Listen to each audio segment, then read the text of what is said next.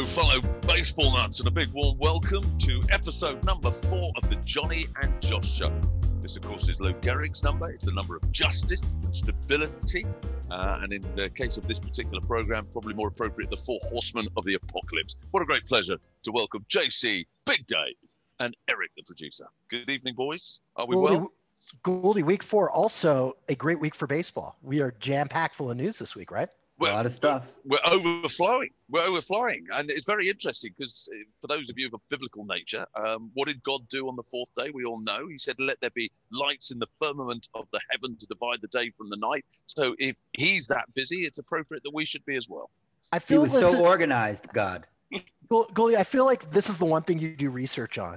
It's like, okay, we're on show number 5. I'm going to spend 6 hours on understanding show number 4. My song. Exactly. And then the rest of it, forget it. Well, and then there's also this day in baseball because we're recording on the 18th of the 4th. So if you want any information on what happened on this day in baseball, then, just give me a shout because I've got them all. We're okay. It's fine. Moving on. Okay, well, let's have a quick COVID update, boys. And it's all been kicking off royally. I've noticed that the Twins and the Angels, their matchup seems to be postponed. There seems to be a COVID outbreak, unfortunately. Andrelton Simmons, who, of course, was a former Angel now with the Minnesota Twins, and interestingly, a young man who refused to have a vaccine jab. And unfortunately, he's gone down with COVID. Yeah, that's just deeply disappointing, Goldie. I think we should encourage anyone who listens to this show, anyone in the world, to get your vaccine. It's obviously better for you and better for the people around you. And Simmons is a perfect example of both those facts. He gets COVID. It appears that other people within the Twins organization have gotten it, and it's going to affect the team moving forward. As a big anti-vaxxer myself, I can give you a spoiler alert. Jesus wasn't vaccinated. Whoa. What? Well, that's one of my favorite t-shirts. That's one of my favorite t-shirts of all time. Spoiler alert, Jesus wasn't vaccinated. Is that doing the round? To the Big Apple? I can't remember where I saw it. I love it. I thought this was a great chance to say it on a podcast. So job done. But there is a true religious component to this, right? I know we're going to go down the wrong path here, but there's an effect on stem cells that people who are very devoutly religious feel that the Moderna and Pfizer vaccines sort of run counter to their religious beliefs. Which is then becomes very complicated, doesn't it? Keeping it slightly more simple for the basis of a baseball podcast. The impact this week in baseball and religion, starring Johnny Gould. But in terms of the impact it's having on the season, we were talking at the beginning of last season about there's no way they're getting through 60 games, and we're going to try and get through 162 games, and already it's rearing its ugly head. What's happening north of the border in Canada? What's the latest from there? I wish I had better news. I spoke to many friends, family members, and people who work in sports media back home in Canada. And one thing that has surfaced is that the Buffalo Bison, who have now given up their stadium for the Blue Jays again, they advertised recently jobs within the stadium, i.e. cashiers, parking lot attendants, hot dog vendors, my favorite people. And they were actually advertised jobs with contracts that run up to September. So is that an indication saying that, okay, the Blue Jays will be here till at least September? Now, the government of Ontario and the city of Toronto, they've recently just banned all public events. They have a stay indoors policy for the next 6 weeks until at least July 1st. There was no public concerts or anything of that nature, which means there'll be no baseball till at least July 2nd, if you're lucky. So I say if you're a Blue Jays fan, sadly expect the Blue Jays to be back in the city of Toronto no earlier than September. It's not just Canada that's struggling. It's not just the Minnesota Twins that are struggling. I mean, I've got players in the Houston Astros in my fantasy baseball lineup. Okay, that's on my COVID IL. That was our first waffle reference. Oh, by the way, I got nice posh waffles for this show. It's that looks good. I think it's more sophisticated waffles. Thank you very much. Well, it looks like you've already eaten the outside of it, but it's just the edges. But guys, the Astros are struggling as well. Is that not right? Am I certainly? Dusty just isn't right. It's not Dusty. Bloody Alvarez and Bregman and Altuve. They're all on the COVID list. So, Anyways, All let's right, move what's on. next, Goldie? okay, moving on. Okay. It is Trivia. trivia time. Talking of trivial, Erik. Yes. In the news this week, Max Scherzer, formerly the Detroit Tigers, he actually surpassed Cy Young for most career strikeouts, putting him 22nd all-time on the list of career strikeouts. Well done. Which is very impressive in itself. Great pitcher and all. My question to you is, he also, in that same game, that was his 99th game, where he had 10 or more strikeouts within one game. Okay. So 99 games is currently, with the current active pitchers, the record for most 10 plus strikeouts in one game, 99. Mm-hmm. My question to you is, who has the career strikeouts, most 10 plus strikeout games? If you know what I'm saying, right? So in career strikeouts. Are we doing multiple choice? Yes, we are. Go on then. Multiple guess in your case. Is it A, Nolan Ryan? I think you've heard of him. Yeah. Or is it B, Randy Johnson? Or is it C, Roger Clemens? Ooh. So yes, which are those three pitchers that had the most games with 10 or more strikeouts? Answer later on in the show. Three great pitchers. Nah, they're all right. They were handy in their time. No talking. Josh, everybody knows there were three great pitchers. That's not particularly. I thought I was being insightful. I thought I was being insightful. Okay, moving on. We're into the leadoff batter, which is this week the News Roundup. Okay, guys, we're going to kick off with the White Sox no-no. The legend that is Carlos, for what was, I believe, only I've got it written down somewhere and I've already lost it. Not many times in the franchise history has anybody thrown a no. The 20th. 20th, that was the word I was looking for. Yeah. The 20th no-hitter in franchise history. You've got to love Carlos Rodon, a player that I tipped at the top of the season, which makes me a great fantasy baseball player. This is a really compelling story because it is an example of perseverance. You think about Rondon, he was a first-round draft pick out of North Carolina State. So really high expectations and really hadn't lived up to it. Had Tommy John surgery. So it looked like, his career was going down. He got non-tendered, which means that the price for his contract for the Chicago White Sox was so high. They're like, look, we don't want you unless you're going to renegotiate at a lower price. We just don't want to deal with you. Came back to the White Sox, nevertheless, on a lesser contract than what he probably could have gotten. And here he is as, the back of the rotation pitcher with, for the first time probably in his career, low expectations, and he throws a no-hitter. It's fantastic. I mean, a no-hitter is impressive, Dave, but when you look at the actual stats of this no-hitter, he'd retired the first 25 Cleveland batters before he hit Roberto Perez, who's leading off in the ninth. So he was so close to a perfect game. So close.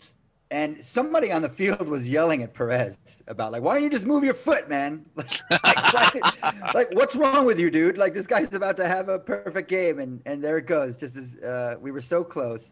But still, as Josh alluded to, a tremendous story. And it's just so funny how it works out in baseball. 20 no-hitters for the White Sox. I know they've been around, I believe, since the AL right around 1903. And the Mets have had one, if you even want to count it. And the Padres have only had one, and some teams have 20. It's just funny how it works. And it's interesting about the concept of etiquette, Josh, in terms of what behavior of batters in a situation like that there is some unwritten rules, as there always are in baseball. Yeah, I mean, the one is you don't bunt for a base hit. Yeah, right? you're not laying down a bunt. The big one. I mean, if someone throws the ball, we've obviously had this discussion about hit by pitches already this season, but someone throws it inside like that, you take it and you take the base. I mean, I don't think that there's anything wrong with that. If there are unwritten rules, they were scrawled in the margins and should be crossed out for that, in my opinion. My favorite story of the week, and this one I'm sure is going to appeal to Erik, is the Nacho man, Justin Turner, hitting a solo shot for the Dodgers and takes out a guy's nachos. Cheese sauce everywhere, Erik. You must have related to that. Actually, I wanted to actually dig deep into this story on two levels. Justin Turner, yes, he hit a home run the other night that went into a guy's nachos behind the left field fence, and splashed nacho cheese sauce all over the guy. He was covered in, the ball was covered in cheese sauce. His shirt was covered in cheese sauce. His face was covered in cheese sauce. It was just an explosion of nachos and cheese. And Justin Turner kindly found out about it, and he ordered him from the dugout. I don't know how he did it. He ordered another plate of nachos for the guy, and the stadium actually gave him a clean sweatshirt as well. It's not the best, by the way, not the best food and drink foul ball story, which is, and I probably try and find it on YouTube. Guy hits a foul ball, a fan catches it with his beer cup, catches it, so the ball's in the cup, then drinks the whole beer. That beats awesome. The nacho. That's absolutely. No, but the best thing about the nacho story, and by the way, nacho explosion all over your shirt, for Erik Jansen, that's sometimes known as just like a Tuesday night. The best part of that story was that some fan took a nacho and like dipped it into his shirt and then ate it. If you've seen the film, that was, for me, that was the French kiss of the story. I tell you what was cool though, because Erik picked up on the fact that the club provided him with a top. It was actually a World Series limited edition hoodie. So that was pretty cool to get that. I imagine, picking up the laundry bill was the least of the man's worries. He was probably quite chuffed all around. Exactly. The second thing I wanted to dig deeper into this nacho story is whenever Josh and I would go to games together, and whatever in our road trips or in the past, whatever game we were at, and nachos and cheese was always his go-to dish. I'm the hot dog guy at a ballpark, or whatever is the signature dish of that particular ballpark is what I always flock to. But Josh would always go for the nachos and cheese. And people will be surprised by what I'm going to say next. I hate nachos and cheese at a ballpark. No. God. Yeah. That is a revelation. Hey. Yeah, exactly. This is what it's all about dialogue, this topic. And this is a very serious issue to discuss as well. I love that you remembered that about me, Erik. I'm going to tell a story about my childhood. We had season tickets. It's not a baseball story, but a hockey story. We had season tickets to the Los Angeles Kings when I was a kid and into my teenage years. And there were a couple of times where literally I would drive to Inglewood to the Fabulous Forum where the Kings used to play. I would go into the stadium because no one else who had the season tickets with me were taking the tickets. I would go in, I would buy nachos, I would eat the nachos, and I would leave and go home. No way. Whoa, I did at least a couple of times in my Did you not go somewhere else and get nachos? Years. Did you have to schlep to Inglewood? I loved the nachos at the Fabulous Forum. Now, see, the thing is, that's the thing with nachos at a Mexican restaurant, properly baked and cooked in oil. Velveeta nachos. No, but Josh likes to go at ballparks. He goes straight for the cardboard triangles covered with melted plastic cheese. So I wrote a book called How the Hot Dog Found Its Bun. It's about accidental discoveries, unexpected inspirations in the food world. The nachos were an unexpected creation, the original nachos that you're talking about. But I also talk about the history of like the Velveeta, like fake cheese nachos too, which were invented in Texas. So again, I know it's going to be book of the week this week, next week, something like that. But you can read the whole story about that. Okay, well, moving on. That's the thing. The bottom line is, I think I have a more sophisticated palate than you guys. So there. Oh my God. Yes, lips and assholes versus cardboard triangles. Both of you are very sophisticated. I just love the fact that JC could turn a conversation about nachos and cheese sauce into some kind of scientific study with a PhD level of attitude. No, I'm loving that. It is fascinating. I'm loving that. Next topic. Great. It's great. Right, moving on. Tatis is back, boys. Minimum stay on the 10-day IL, much to everybody's joy. And his first game back, 1 for 6, couple of defensive errors, but he hit a home run. And guess what? We now have what I would suggest is the best rivalry in baseball right now: the San Diego Padres and the LA Dodgers. Wow, what a story! Yeah, I mean, the phrase now is that there are 19 World Series games in the regular season, and those are the games between the Padres and the Dodgers. And the first two really lived up to every expectation you could have. A fantastic extra innings game. The second game, Mookie Betts with a diving catch to save it for the Dodgers. It's going to get tenser and tenser because you have players who play with a lot of passion. You've got Trevor Bauer with the Dodgers, who, is, if he does anything well, is going to flaunt it. You've got Manny Machado with the Padres, who is, a player with a lot of fire. So I think this is just going to build up. I don't think this, there's going to be no diffusing of this rivalry as long as these two teams have the type of rosters they have right now. And we were talking about the nature of the injury, which was obviously a dislocated left shoulder. I mean, great news for the Padres that this is their key player. And it would seem to suggest that he's okay, or would you be concerned with the defensive errors? Let's face it, he didn't make any or virtually none last season, and I think he's already made 3 or 4 this season. So perhaps there is an issue. That probably wouldn't be related to his shoulder injury because it's his left shoulder, and the mechanics of throwing, it wouldn't affect it. What an injury to your left shoulder would do would affect your bat speed. Because, if you're having that pain in the follow through, if you're a right hander and with your left arm, and clearly if he's hitting home runs, the bat speed's still there probably. One thing we have to mention about this rivalry, although it is getting hot and the Padres have been wildly ambitious and made some great moves, and we applaud that. Thank you for helping create this. Right now, the Dodgers have won 8 in a row. They're 13-2, and they've beaten their rivals 2 on the trot, albeit 2 very competitive and fun baseball games to watch. And the Padres are already 4.5 games back. And it just goes to show you that even despite the wonderful moves that the Padres made in trying to, kind of boost their franchise and bring it to an elite level, just how far and away the Dodgers are the best, not only in the division, but in baseball. There's still a way to go for the Padres. You Darvish came out and said they're the best lineup by far, and he pitched great against them. Great. And why they're so great is that they have great plate discipline, so they don't waste at bats, but when they're aggressive, they are really aggressive and they hit bombs, and it's just from top to bottom. That lineup's amazing. Then you look at the starting rotation, and you see Clayton Kershaw, who's 132, and the dude can still deal. And I think the biggest signing for the Dodgers, believe it or not, I know there's the sexier stuff with like Bauer, but I think a lot of teams looking at an aging Justin Turner might have turned away from him, but he's obviously meant a tremendous amount to this team over the past 5 or 6 years. I just think it was incredibly smart not to do the thing and just look at his age and say, let's move on. He works on that team. He fits like a glove on that team. He's extremely valuable. He's really playing exceptionally well. I'm going to say it right now, it's like, forget Red Sox, Yankees, forget Cardinals, Cubs. This could be a new rivalry in the mix for everyone to tune into. And this is getting to be a fun grudge match. Next topic.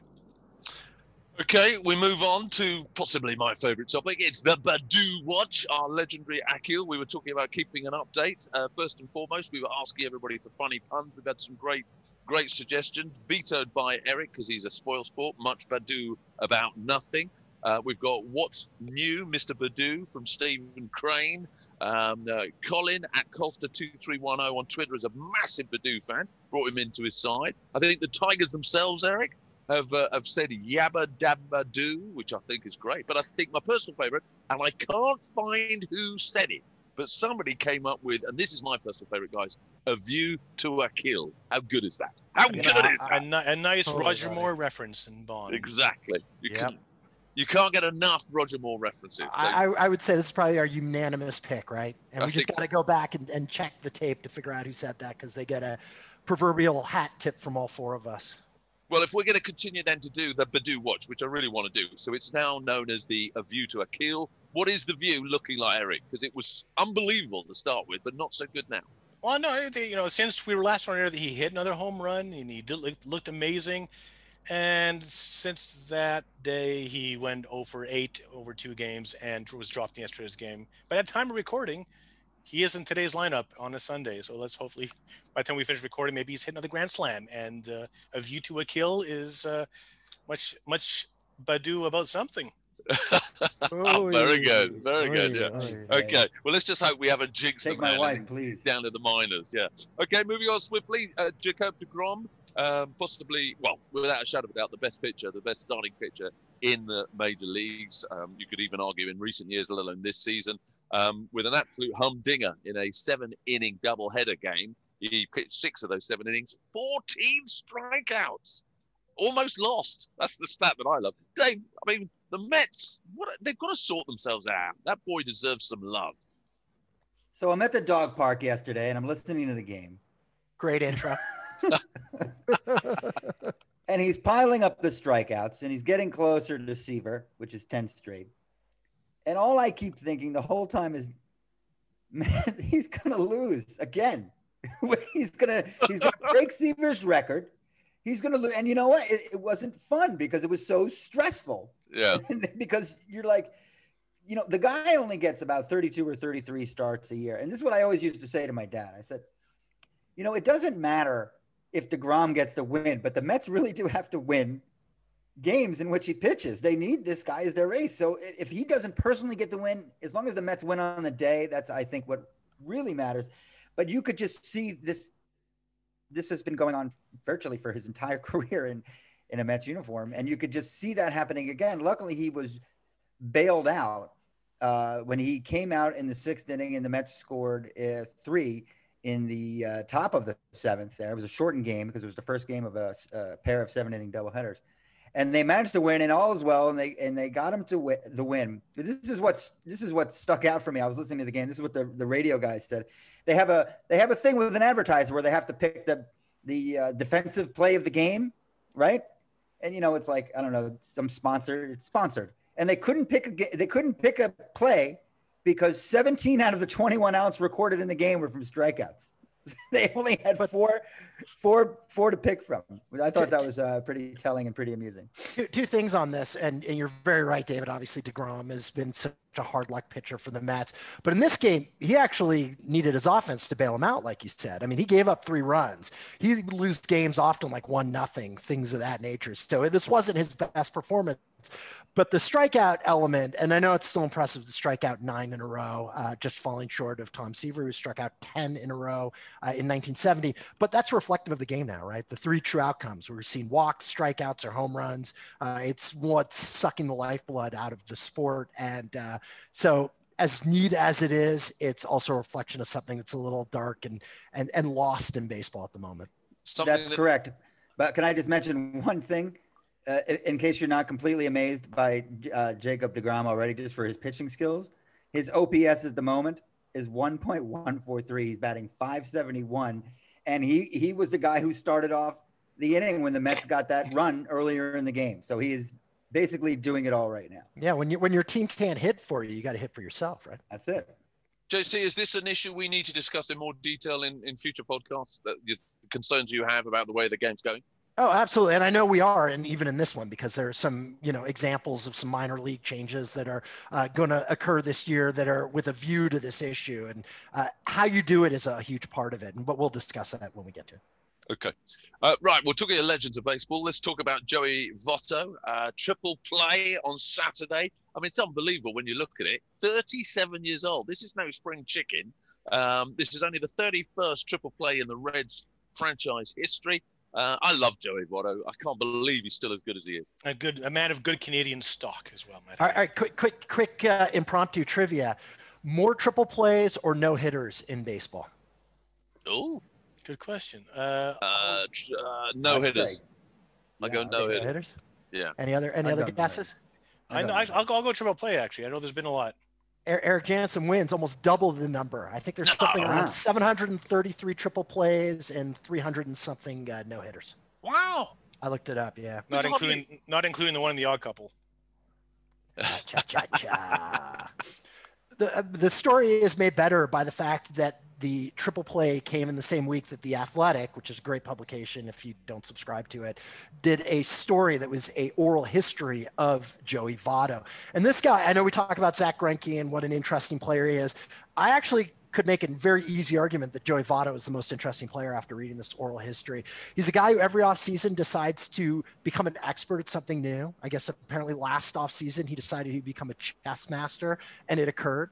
And unlike Greinke, who can be a little asocial, the thing about Joey Votto is he's friendly with everyone. And on first base, he will strike up the strangest conversations with players. So Steve Piscotty, who is an outfielder, with the Cardinals and been around the big leagues for a while, is on first base. They don't talk for a few pitches. And then all of a sudden, Votto goes to him, "Hey, you went to Stanford and studied engineering." And Piscotty's surprised that Votto even knows this. He goes, and then Votto goes, "So what have you learned from your engineering degree that helps you on the baseball field?" I mean, that's like kind of an insightful question. So the part, though, that I loved the most about it amongst the oral history was that apparently he likes to mop. He likes at home to go and mop the Who floor. doesn't?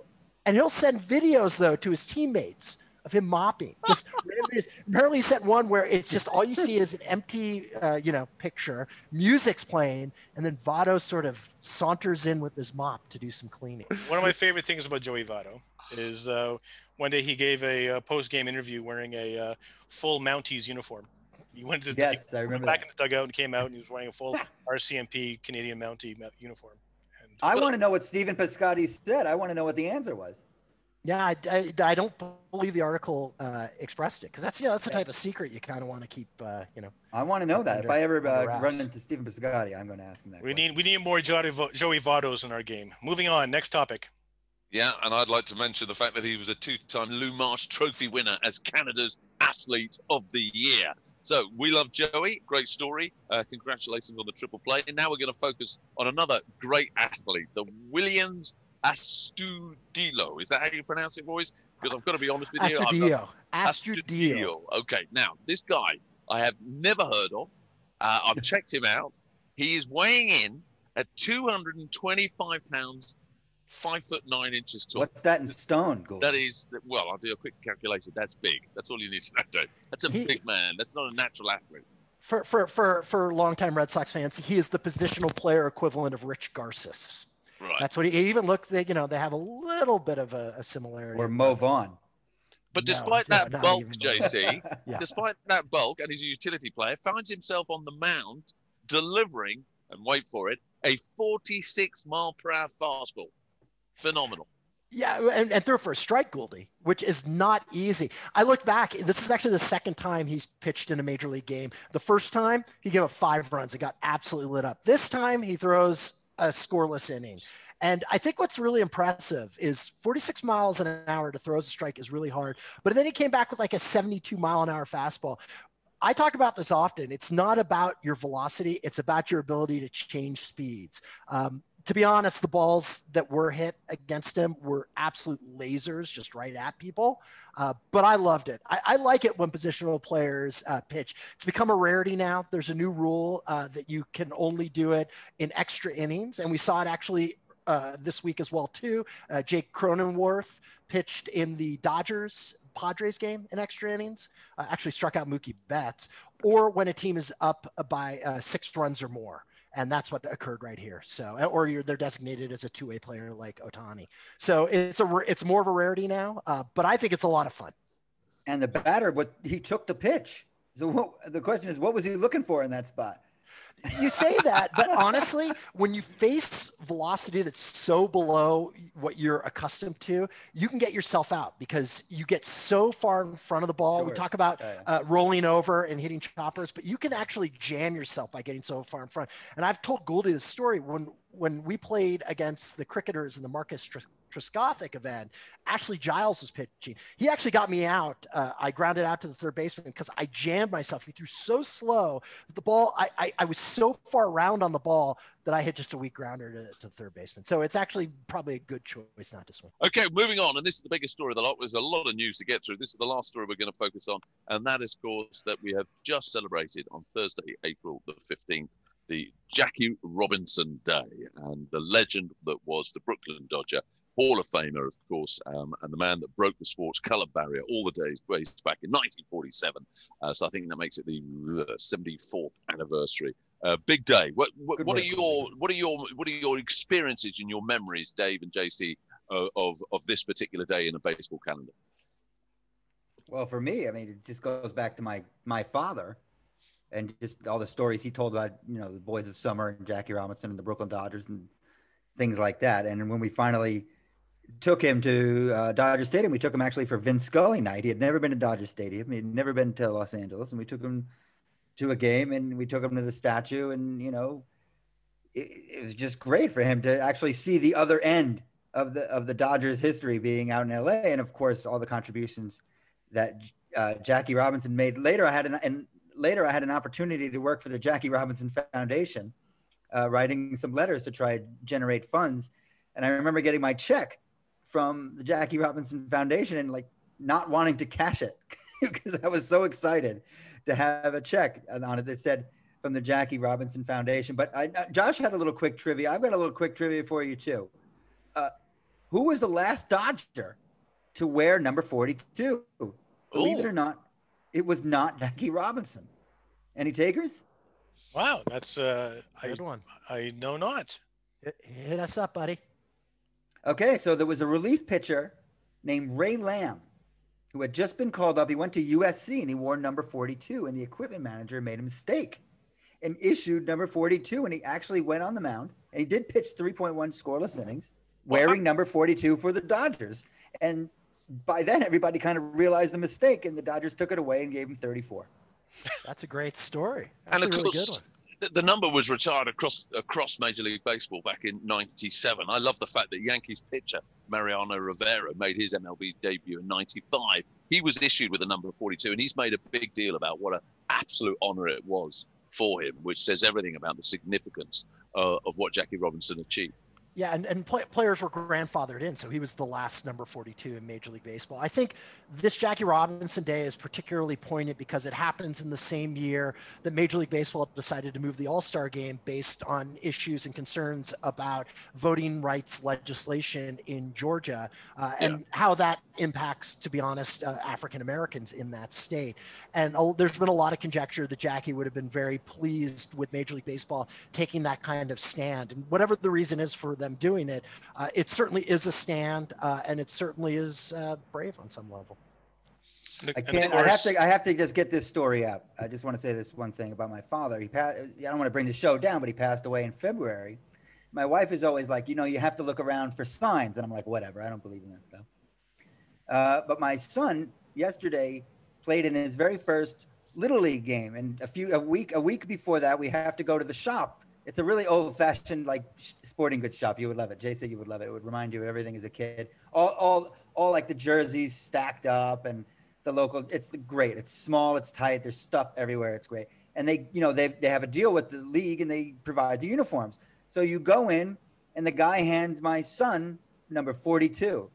Wow. Wow. I'm like, that's the first sign I've gotten from my father. If you believe into that stuff, there's the sign. Ah, that's awesome, mate. And I think it's amazing that you're so competitive that you're putting your 26-year-old son in Little League. That is awesome. Love it. Thank you. I appreciate it. Very weird response, but it's very nice. That is very. Just trying to break the ice here, guys. That's the uncomfortable break with all the emotion. Right, exactly. My heartfelt story and turning into like something weird. It's a lovely. That's a lovely story. I don't know how to segue to the bit that I'm wearing, Brooklyn Dodgers outfit myself. If you're watching on YouTube, and if not, of course, Montreal, the city of Montreal is. We mentioned this last season when they honored Jackie Robinson. How the city of Montreal is very proud of his heritage. That he went to Montreal Royals, played for the Montreal Royals at the farm team for the Dodgers before he came down to Brooklyn to play for the Dodgers. And so there you go. I know I'm 2 days late for the party, but we honor Jackie Robinson's 42. Absolutely. A Hall of Famer on all levels. Okay, that's it for the news roundup. We move on to our second banner. And that is the minor league rule experiment. And I know, JC, you've got some very significant views on all the changes that they're trying to introduce. Yeah, well, basically, because the minor leagues have been contracted, the teams that are affiliated with major league clubs, Major League Baseball has gone out and created relationships with some of the independent leagues. As you guys know, I played in the Frontier League, which is one of the leagues now that has a relationship with Major League Baseball. But the one that's probably the highest in terms of players of seniority is the Atlantic League. And they're really using the Atlantic League as a petri dish for some ideas that they have to potentially use within organized baseball and then eventually Major League Baseball. And two that have just recently come out is in the second half of the Atlantic League season, they're going to move the mound back from 60 feet 6 inches to 61 feet 6 inches, moving it back a full foot, which presumably makes it more difficult for pitchers to throw with velocity, gives hitters a little bit more time to identify pitches. I am a huge opponent of this. I think that there are a lot of ways in which you can deal with this issue, but this is a really foolhardy way to do it. We talk about the important numbers of baseball, 90 feet, between the bases, 60 feet, 6 inches. You don't mess with that. That has not been changed since the 20th, since the 19th century. Obviously, after 1968, the mound was lowered, but that didn't change the distance. This is changing the distance. And I think what Major League Baseball is not understanding is that baseball is a game of adjustments, not in terms of the distances, but in terms of how players approach each other and what they do. And I think a lot of hitters could be doing better at the plate, not striking out as much, making more contact, if they got rid of launch angle and trying to hit home runs in every at bat and the all or nothing approach, and went back to being more contact hitters. There's a choice that's being made there by a lot of these batters to go all or nothing. And that could address this issue more than changing the distances between home plate and the pitcher's mound. Dave, are you equally as heated on this subject? I do agree with Josh about the numbers, and messing with those is an extremely difficult thing to do and not necessarily the smartest move you could make. I don't necessarily have an issue with a league like the Atlantic League playing around with it and just taking a look as they try and flush out different reasons why these games have less action and are taking too long. I don't mind, seeing some of the tinkering down there. Like, I don't have a strong allegiance to Atlantic League baseball. It's okay. And I don't think it's going to necessarily impact the development of the prospects. I find it interesting that you're doing it in the second half of the season so they can compile, data with a traditional mound and then compile in the same season and compile data from the longer mound. They have some other things they're doing down there as well. Don't they have that weird DH rule where they're experimenting with the, there's a term for it. DH hook. Thank you. The DH hook, where you lose your DH when the starting pitcher goes out. I love that. These are interesting things. And I don't have a problem with this going on because the games are too long and the three outcomes, the walk, the home run, or the strikeout, are a huge issue. I made a joke about the Mets game having no choice for a defensive play. 17 out of 21 outs came by a strikeout, but that is a disgrace. And in the Padres Dodgers game, which we all really enjoyed, but the fact of the matter is in the first 3 innings, we already had 8 strikeouts and there wasn't a whole lot going on. So something has to be done. And why not play with it down in the Atlantic League? And I don't have a problem with that. And I know that a lot of the discussion about this change is one that, hey, we're going to try it out, but really it's not something that's on the table. We're probably not going to see it. I feel badly, honestly, as someone who played in indie ball. I know that the players in those leagues are trying to make their way back to organized baseball. And so you're messing with their careers to a certain extent as sort of laboratory rats for people who are, in organized baseball. So I don't love that. But I agree with you, David, on principle that, hey, let's give it a shot. I do love the DH hook, the idea that when the starting pitcher goes, because it's a strategy issue, right? It forces you to keep the starting pitcher in longer if you want to keep that hitter in the game. It forces teams to think more deeply about their strategy without changing the basic fundamentals of the game. So to me, that's a little confusing though, isn't it? It's confusing because in the way you construct your roster, because you realize, a lot of times your DH is your best hitter, not as much as it used to be perhaps, but to some extent. And the fact that you may lose your DH or have to shift him, I guess, into the field after the 6th inning forces you to make some interesting decisions when you're constructing your roster. And that's great, right? Because then it requires players who are more well-rounded than just, the aging slugger who you can slot in that role. So again, it creates more thought, more strategy. So I'm a fan of that one more than the changing the runner, the mound. Okay. It's a debate that's going to continue, and we're going to need to get our listeners in on this debate in future shows. Right, moving on. Third batter of the night. And that is, of course, the baseballization of cricket. Such a big story that it actually made the Daily Mail online, boys. And the Criminal Times. organization. And the Times, absolutely. It's all over. It's not baseball. Fans are slating the ridiculous plans to Americanize cricket by replacing wickets and batsmen with outs and batters and using American terminology to appeal to a new, and by that we all know they mean younger audience. Traditionalists are up in arms, but then again, all traditionalists are up in arms about the whole concept of this new competition, the 100, whereas 100 deliveries, which is obviously 20 less than a traditional T20 game that is already considered the modernization of cricket. So traditionalists are up in arms. What do you guys think? Okay, that's good. Well, we'll move on. Good talk, guys. Good talk.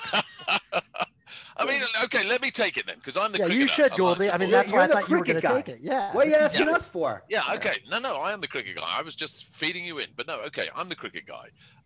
Johnny, let me ask you a question. What do you think of the new American adaptations in the 100 cricket, whatever it's called? I'm so glad you asked, Dave, because clearly you haven't read the article.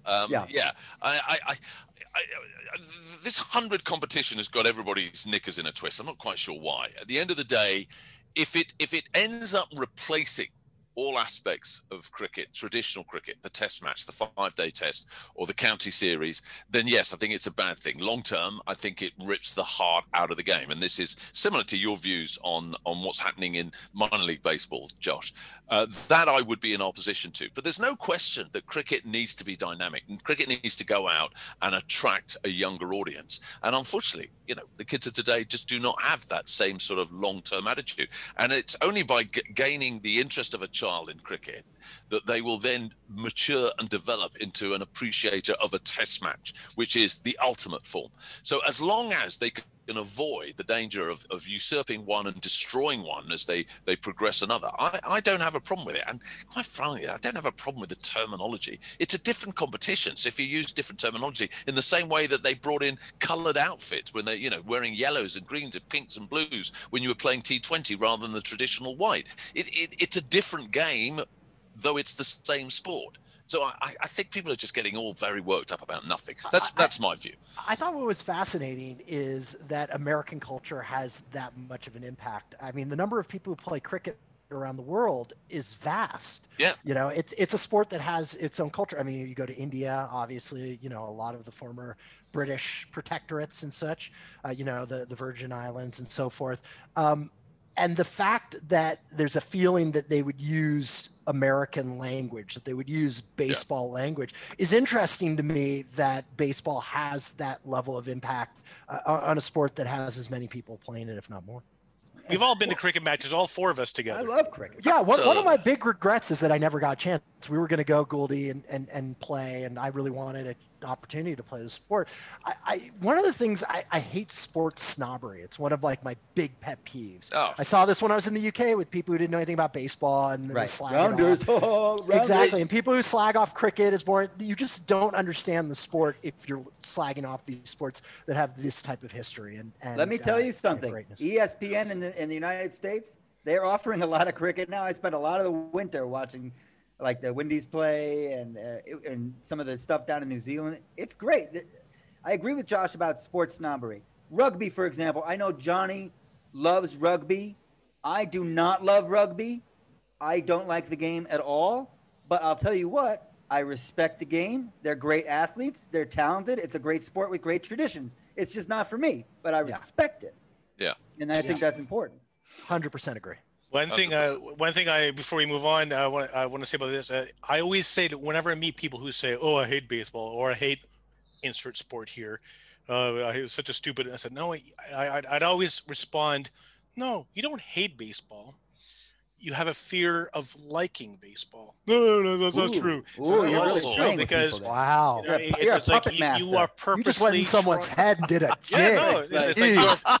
you're trying to hate baseball because you don't want to like it, or you can apply that to any sport. Whenever I hate football. Yeah, No, you don't hate it's true football. of footy in the U.S., right? It's all the time you you have a hear it. fear of liking football. Exactly. Eric, I'd go further. If when somebody says that to me, my response is, no, you don't hate it. You don't understand it. I've got to say, I love Eric's response more because it's more aggressive to say you don't understand it. You're telling people what they do and don't understand. But to say you're scared of liking it, that is diabolical. That is diabolical. It works. I just want to say that whenever someone comes up to me and says, like, Jonny, he's so arrogant, I don't like him, he's got a big mouth. What? I say to them, you just have a fear of liking Johnny Gould. Exactly. That's what I say all the time. Hang on. Okay. How many people are coming up to you and saying that? It happens all the time. Moving on moving on. Take a number, Goldie. It's a line. Moving on. One thing I want to say as well, I had the privilege of meeting the great Richie Benaud. And for those who don't know who Richie Benaud is, he is one of the legendary cricket commentators, globally renowned around the world. Not just a commentator, Eric, one of the greatest cricketers as well to play the game. Yeah. Thank you for usurping my follow through of the. Not only was he an amazing commentator, he was an amazing cricketer as well. Because Johnny just said that. Whenever I was able to speak to him, and when he found out I worked in Major League Baseball on Channel 5, he sat down with me and he told me he used to play baseball in the cricket off season in Australia. He used to travel and he would, just like a consummate pro, in intimate detail, just tell me about how he batted, how he fielded, and how he loved actually playing baseball in the cricket off season in Australia. I mean, there's a tremendous amount of crossover. I got to catch Freddie Flintoff pitching off the yeah, that's right. Yeah. Anyways, moving on.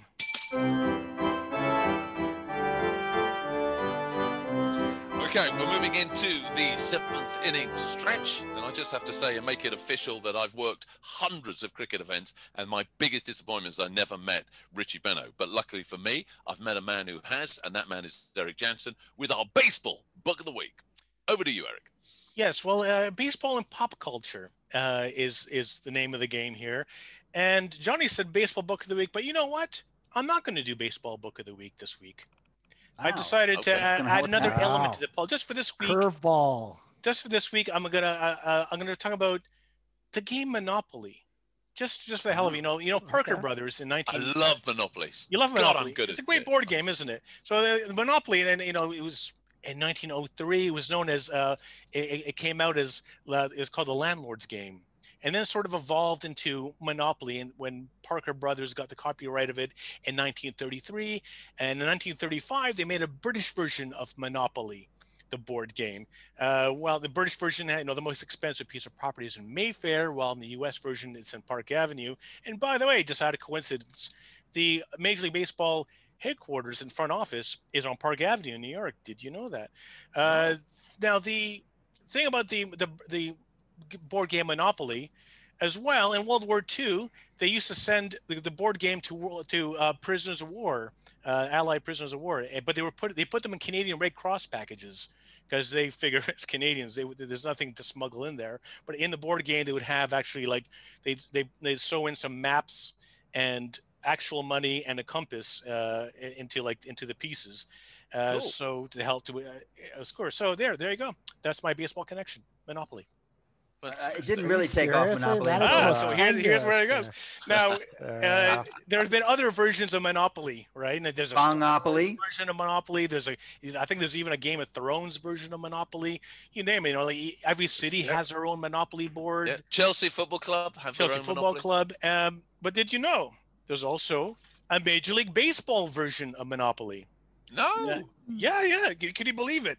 And the great thing is that it's instead of houses, you have bleachers and or luxury boxes, and instead of hotels, you build stadiums. And so who's Park Avenue? Is it who's Park Avenue? Park Avenue is the New York Yankees, unfortunately. Oh, what a surprise! I love this, by the way.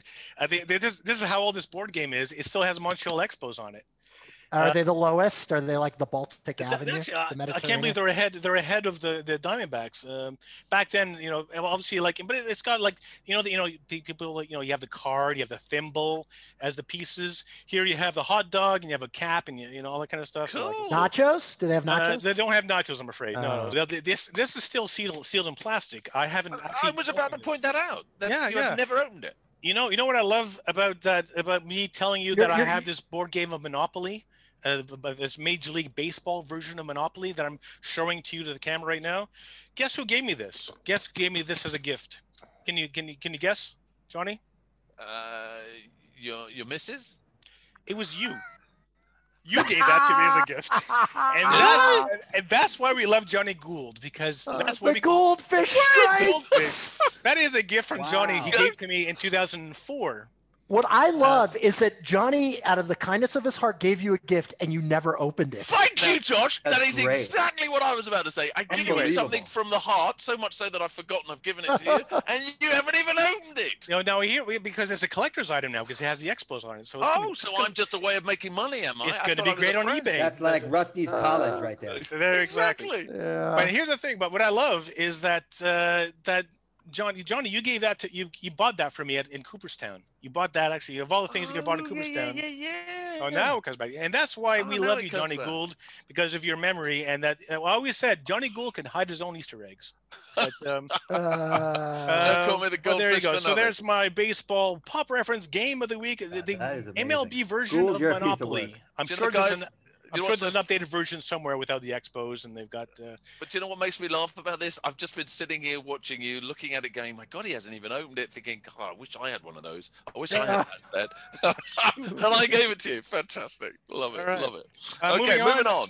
Moving on to now I'm going to pick the film of our baseball crossover into film reference, the movie Airplane.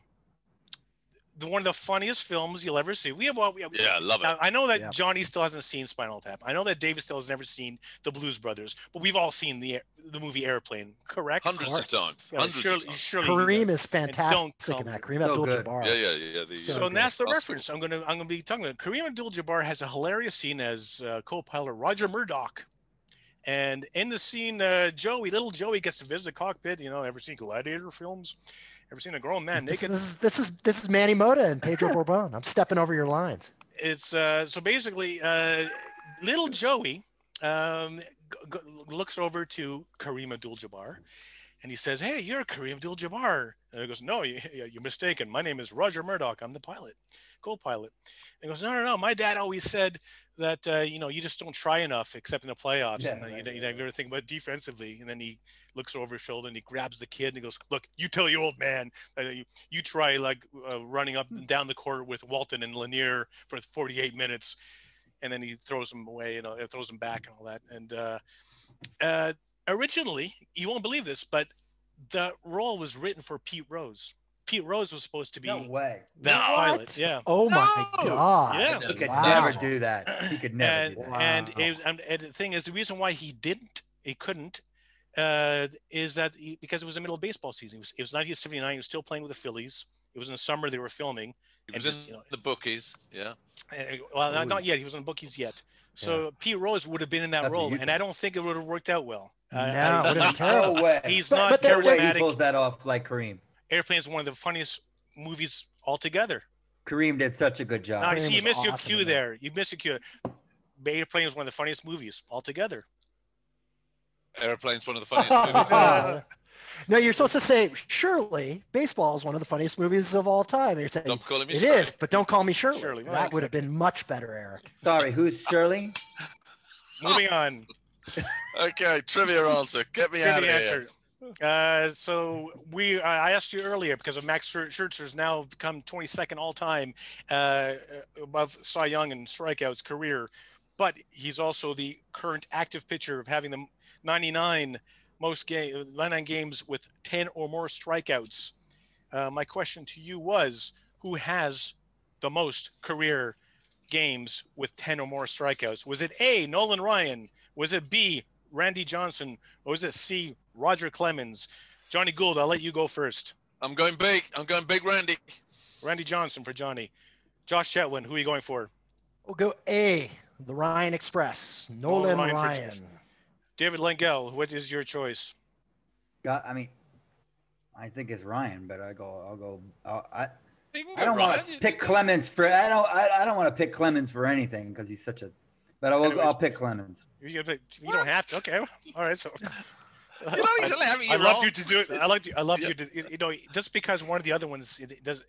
He's just trying to hedge so that if it's Clemens, he's like, I got it, and if it's Ryan, it's like, oh, that's what I would have guessed. See, basically pick it 2 out of 3. See, I'm such a manipulator. That's your safety. Well, anyways, in no particular order.